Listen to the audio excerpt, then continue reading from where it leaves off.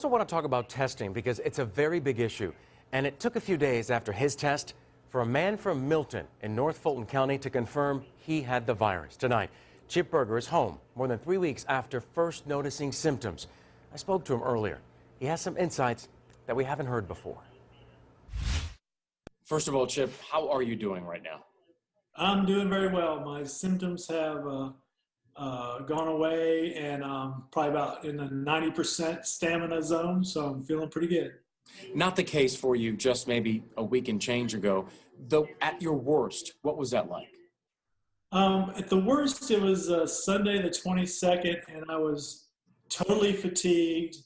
I had some really kind of crazy symptoms. I had a loss of appetite, a cough, and then my sense of taste had changed to where everything I ate tasted kind of contaminated, like sawdust. Now, we still at this point don't know how you contracted coronavirus.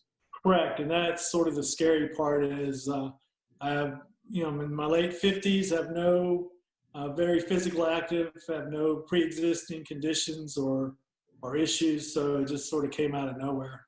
You and I talked earlier, you wrote down legitimately every day kind of what you were feeling. And I want to go back to the lessons you learned. Lesson 1, it says here, don't overdo it. If you have a cough, fever, shortness of breath, sore throat, loss of appetite, loss of sense of smell, or potential symptoms, notify your doctor. It took you a few days before you did that, didn't it? Actually, I really kind of never did it. That's one of my things I would do differently. I just thought, I could tough it out and just get over it by resting and taking over-the-counter medications. And I wish I had called earlier to figure out what was going on. Now, you ended up at Wellstar, North Fulton, correct? How many days were you there? I was there 9 days, so I was 6 days in the ICU and 3 days in a regular medical room. They put me on oxygen pretty much right away, but the ER doctor really got my attention when he said, if the oxygen doesn't start to work, we're going to intubate you and put you on a respirator. And that, you talk about some motivation. So I really started focusing on breathing that oxygen, and they had it flowing at a very high rate. But fortunately, that really did the trick and started my recovery.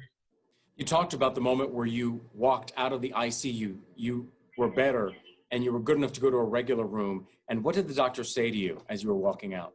As I was walking out, I had a nurse Katie with me, and so an assistant there with a wheelchair just in case I couldn't make it. But she had asked me if I wanted to walk, and I said I would love to stretch my legs. And he stopped us, one of the key ICU doctors, and said I was the first patient to walk out of the ICU, and that really what we have here is a win, and to acknowledge it and celebrate it, and that walk from the ICU to the regular medical room, which was not far, it was just down the hall and up the elevator, was one of the best of my life.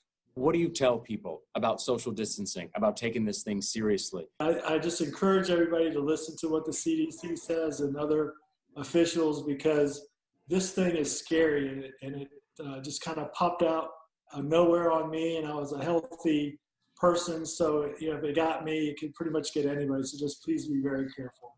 Chip Berger, thank you so much. All right, thank you, George.